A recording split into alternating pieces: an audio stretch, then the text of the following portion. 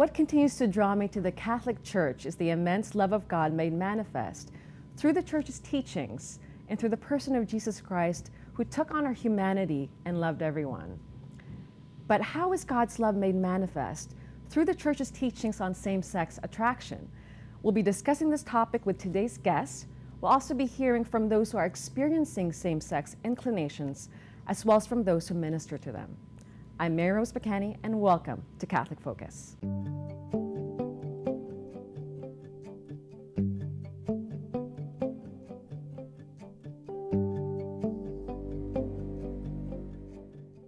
I'd like to introduce today's guests. We have in studio today Father Bill Comerford, who is the chaplain of the Toronto chapter of Courage, which is the Church's ministry to men and women with same-sex inclinations. We also have Dr. Maura McQueen, a bioethicist from the Canadian Catholic Bioethics Institute. And we also have Archbishop Thomas Collins from the Archdiocese of Toronto. Welcome to all of you. Thank you. Thank you. Now, briefly, just so our audience is aware of your background, I'll start with you, Maura. I know you were part of the writing team for the Ontario Bishop's document. Can you talk about that and your involvement with speaking about this topic? Right. Yeah, I was really happy to be part of that team because there have been so many questions from schools, especially. This document was aimed at students in high schools, and my own background to that would be as a moral theologian and teaching in a theology faculty. And I am a bioethicist, as you said, but I also teach courses in sexuality and marriage, and so this whole area is of extreme importance, not just academically, of course, but for every single person, because for every single person, sexuality is an issue that each one of us has to come to terms with. Thank you for being here, Maura. Now, Archbishop Collins, I was speaking to a woman in Edmonton, and she said that you were really instrumental in a group they're starting up, Courage and Encourage. Can you talk about your involvement with this topic? Well, as a priest and as a bishop over the years, I've very often been dealing with this topic. People would come to me for counseling relating to their lives, their spiritual life, and their sexuality, and the way in which issues like this would be, an important part of their life. And also, as a bishop, especially, one deals from time to time with, issues in the broader scene relating to sexuality, homosexuality, and the way in which it is approached within our society. And I heard of Courage, an organization that really helps people to live a life of chastity, to live a life of freedom when they're dealing with this issue of same-sex attraction in their life. And speaking of Courage, we have Father Bill Comerford. Now, you are the chaplain of the Toronto chapter of Courage. Can you tell us about your involvement?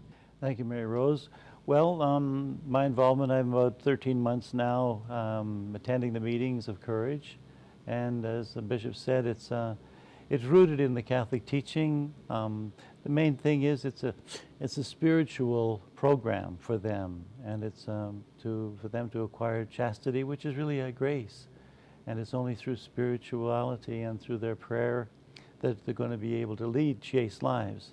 Now, I'd like to open up our discussion for the first half of this show with a clip of a parent who shares his own struggles with the Catholic faith and with his relationship with his children who have same-sex inclinations. Let's take a look. In the late 90s, my son told me that he was gay. I was, surprised. I kept on challenging this thought. Chris, you sure you weren't teased in high school or something, or maybe you hung out with the wrong group? And he assured me, no, he's gay.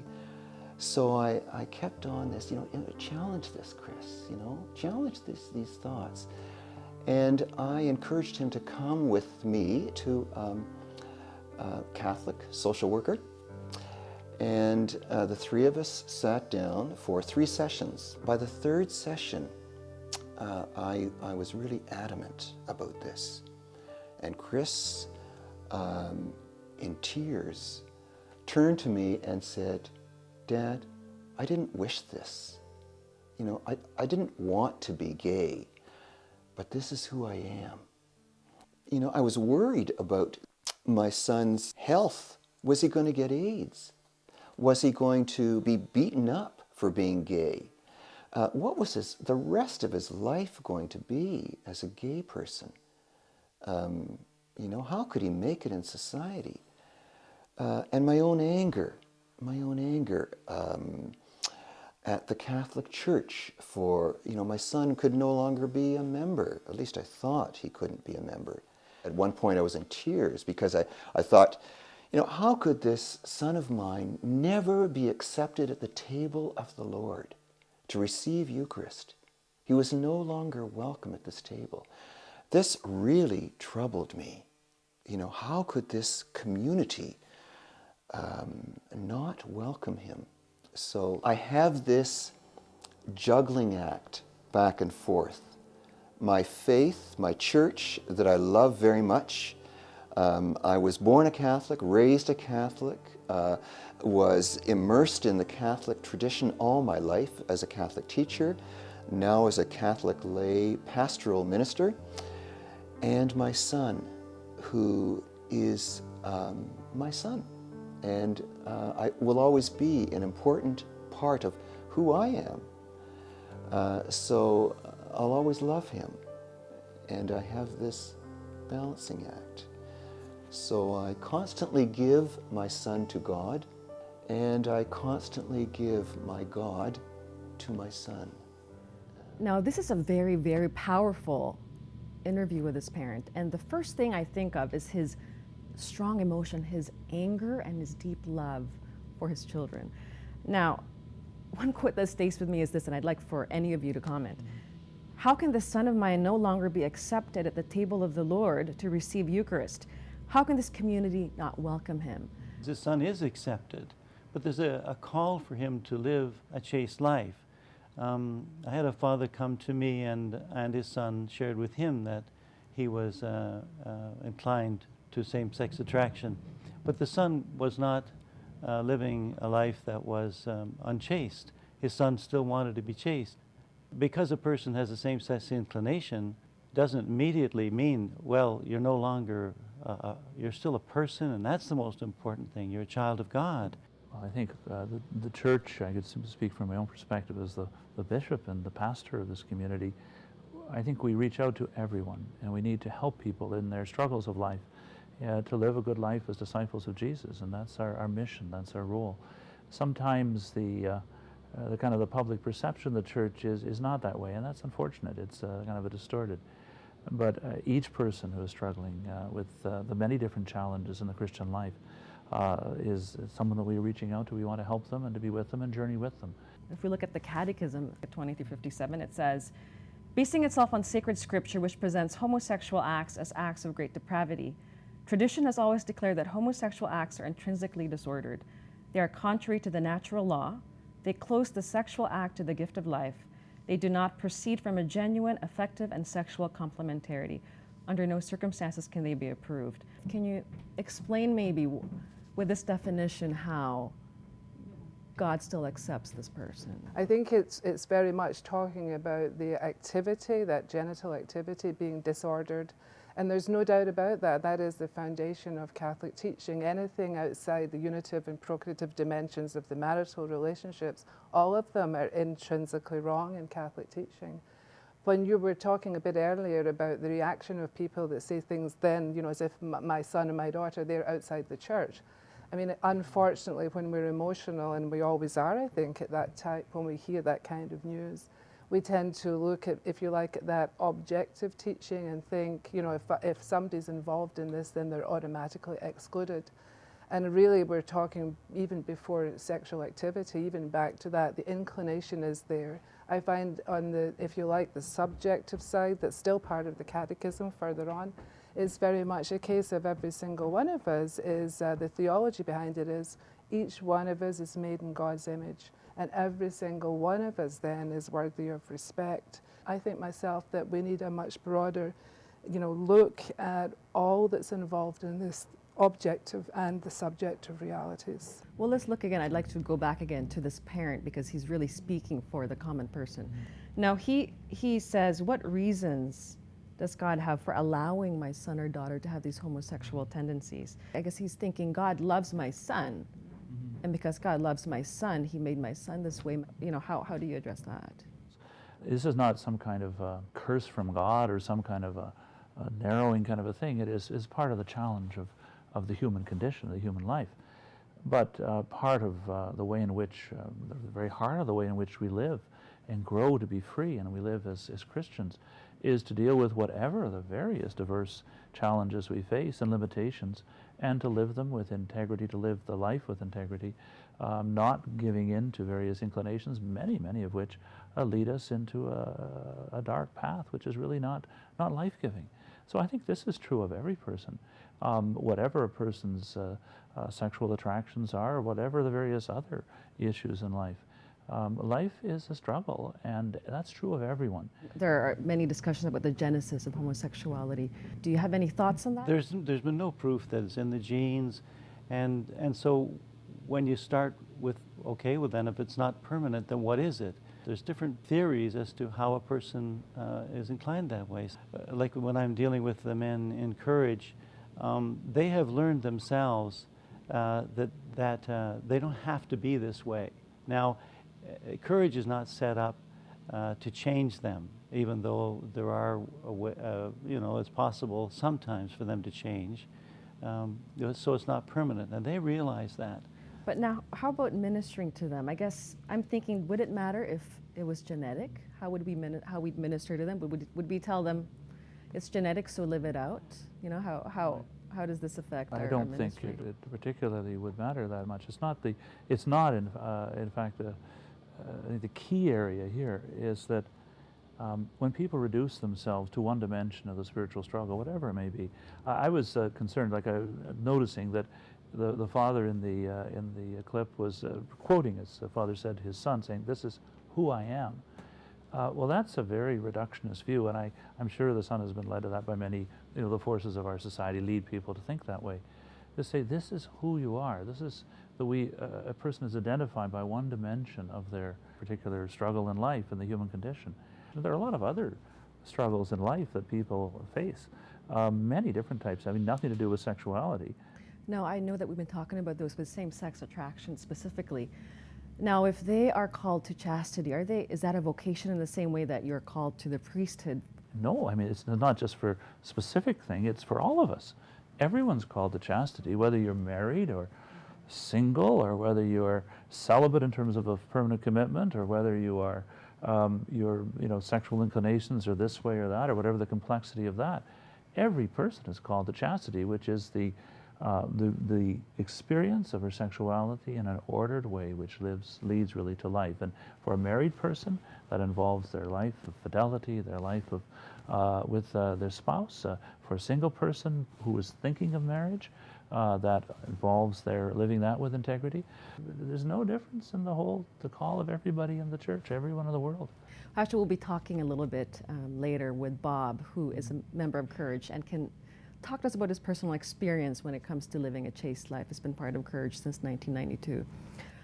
But at first, I'd like to thank you, Father Comerford, before we close this first half of our discussion, for being with us. Thank you. And we'll be talking to Bob, as I said, for the second half. But before we do that, let's see what options the Catholic Church's ministry for those who are experiencing same-sex inclinations are like in the realm of chastity, and how this option is loving for them. Courage is a Roman Catholic apostolate endorsed by the Holy See, which ministers to those with same-sex attractions and their loved ones. The late Terence Cardinal Cook of New York wanted to have an outreach to men and women with same-sex inclinations by creating a spiritual support system. Knowing of Father John Harvey's extensive ministry in this field, Cardinal Cook invited him to the Archdiocese of New York. With the help of Father Benedict Rochelle and others, Father Harvey began the Courage Apostolate in 1980. Today it assists men and women with same-sex inclinations to live chaste lives through fellowship, prayer, and the sacraments. I heard about this talk that Father Harvey wanted to come to Toronto, and I jumped on the opportunity to have him hosted at our parish, because I think nowadays many people don't have an understanding of the Church's teaching and don't realize how loving it is and how ultimately concerned it is for the dignity of the human person. That message that we're given, that your principal goal, to learn to live chastely, and learn to live without feeling always pulled apart, white knuckle chastity. You don't really need that all your life, you know. And you can do all kinds of work and be involved with the church, and you can do service to the poor. You can do all kinds of good things, which these people are doing. I was so happy when I joined the group. My only wish was that I had known about it when I was 16 years old. Courage is a fellowship where I can talk about my problems without being judged, because we trust and care for each other. How many make it to chastity? Not everybody, but many do. Those who get into a deep spiritual life, we have 5 goals. Goal number one is to live the church teaching. Goal number 2, intensive prayer. Goal number 3, come to meetings regularly. 4, form good friendships to protect your chastity. And 5, give good example to others. Why is same-sex attraction so wrong? Aren't we supposed to be treated equal? Aren't we supposed to love everyone? Same-sex attraction is an inclination within the person. It's not an action as such. If you express that inclination in an act, then you've got a same-sex act. That's something quite different. Being a loving person doesn't mean you have to be dating someone. It just means that you have to be just open to helping others and to be seeing Christ in other people. Speaking to people, it depends on where their headspace is. Like sometimes if they're so focused on the negative, you can just keep on reminding them that, you know, there is a reason why the church says this. It's not out because they're out to control you or to manipulate, or they want to make people unhappy because they're bored. It's really, there's a reason why the church puts those, I'm going to call them, I don't like the word rules, I call them guidelines, because it's just a way to say this is where you're going to find real joy and happiness. Courage is based in New York, but has more than 110 chapters worldwide. It also has online outreach, chapter meetings, days of recollection, retreats, and conferences. And although its aim is not to change someone from their same-sex attraction to heterosexual, it is open to such a change. Not everyone who prays to be rid of their homosexual desires will find this happening during this lifetime.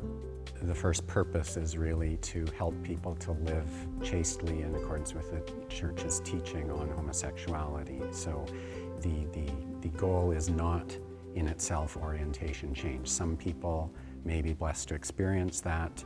I count myself very blessed to have developed normal heterosexual desires. But you know, even if that hadn't happened, there's still great value in what Courage does. I'm very glad to be out of the gay lifestyle now, even if it hadn't taken this turn. I hope that in getting married that we give glory to God. We believe that we are created to be each other's spouse, and that through our marriage we will work out our respective own salvation. The fact that some people will be critical and worry about other people who may have fallen off the bandwagon without the support of something like Courage does not take away from my willingness to go forward with this relationship. Those fears are just more of what we can surrender to God, the way we surrender all our joys and sorrows. I was talking to my bishop in Ottawa, and I'm hoping to bring Courage and Encourage to the Diocese of Ottawa, so we can have the same thing that Toronto is having here, a couple of chapters for Courage and Encourage, and maybe two or three parishes that it will get on board to help out in this very, very important ministry. What gave you the courage to show yourself to the world, and how did you deal with the reactions of others? I think it's really important for the young people as well. They had good questions, and they need to have it as a topic for their conversation. They need to know that because it's such a topic, they see it, they hear about a million people going down for the Gay Pride Day, and what does all this mean? So it's good for them to have an idea that there is church teaching and they can live chaste lives. I just found it really interesting the way Father kept saying that necessary to just continue to be in prayer, and how the only way to combat this desire and this lustful desires that we all have regarding, you know, even heterosexual or homosexual relations was just through prayer. And the only way to remain celibate through all of this isn't something that is external or something you control. It's very much an internal thing and very much something directly related to God. And it's more than just like same-sex attraction. It's just chastity and celibacy and that kind of thing, and like how to like go about showing that that's not the way you want to go and that's not what you agree with. Adolescence, for example, is a very difficult time for anyone, and one who's struggling with their sexuality even more so.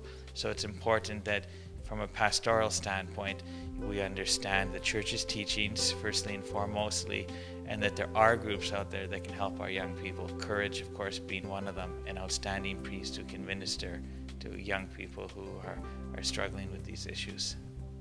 First of all, I'd like to welcome you, Bob, to the second part of our show. Thanks for being here. Thank you. Thank you, Mary Rose. Now, we heard a bit from you from that clip that we just saw. And I remember talking to you a while back during that interview, since you've been with Courage for about 17 years. Yeah, that's correct, right? yeah. And you mentioned to me that chastity and the way of life that you have now is a gift.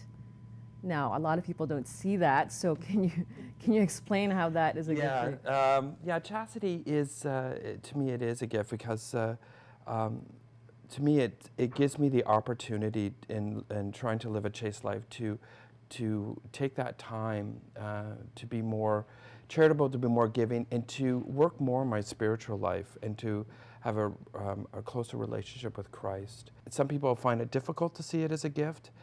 They see it as a sentence or like you've been sent to prison or something like that. But really, I think it's you can find some real true joy in that and living a chaste life. And so how would you say that you found God's love in this way of living? Because the church's teachings are difficult. That how is your experience of love different now than when you were living the gay lifestyle? Well, when I was living the gay lifestyle, it's I never found any real happiness or true joy, as I sort of mentioned. I felt empty. It's almost like this constant search, but you never find anything. It's like on a treasure hunt, but there's no treasure to find. And so for me, it was just that, oh, well, something's going to get better. My day will come, but it never did.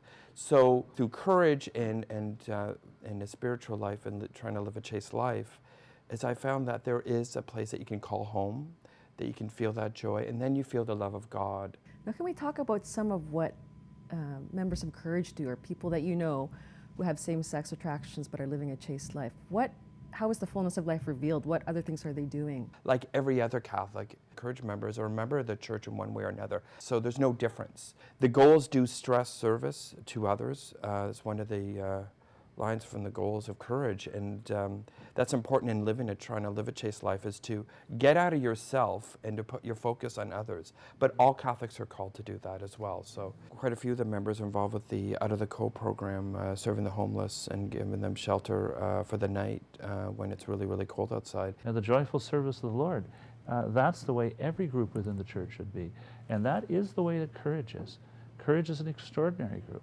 It is wonderful. It has all that element of fidelity, of prayer, and of just general discipleship, service of God's people.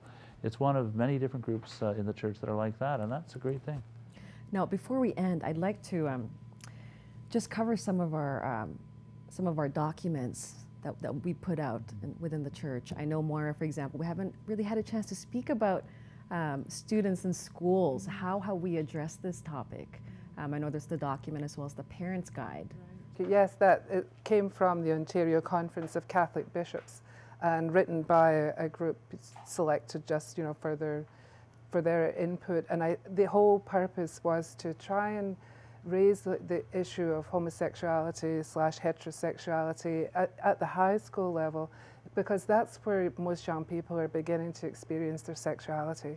And that whole idea of the spectrum, sometimes we don't even know exactly where we fit in the spectrum. Some of us are very clear-cut, others it's a gradual process.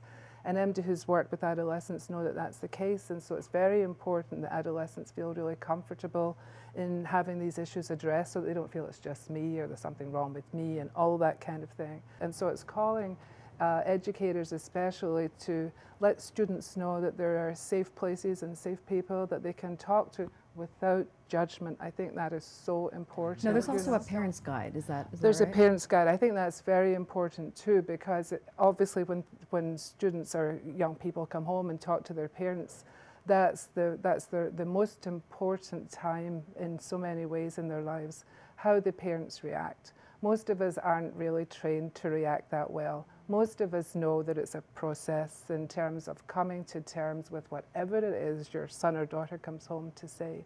I'd just like to bring up one of the new books by Father Harvey is Homosexuality and the Catholic Church here. Clear answers to difficult questions. And actually, now that we speak about Encourage, in chapter 13 of this book is the story of Bob and Susan Cavera, who started up Encourage in the Diocese of Lansing in Michigan, and for about almost 15 years.